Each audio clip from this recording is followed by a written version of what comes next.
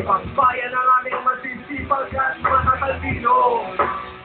Ang pangunahing export namin nagugutom ng mga desperado. Inabukasan ng mga mga sinasalalay sa loto. At ang mga pag-asa ni Pepe tumitira ng rami sa kanto. I-import kami ng mga binabasurang produkto. Mga mamamahayag na endorso ng alak, gamot at shampoo.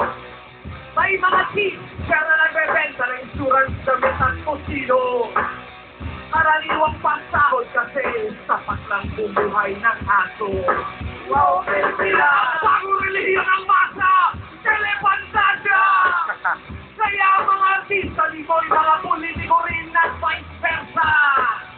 Ang dating Campo Bonifacio Commercial Center ng pang-ilisista na nagiging tambayan ng mga bagong burgis na dating aktivista. Wow, pelikula! May ng sindikato ang mga pulis at sundalo!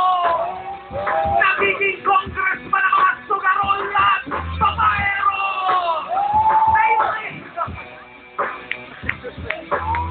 Wala siya.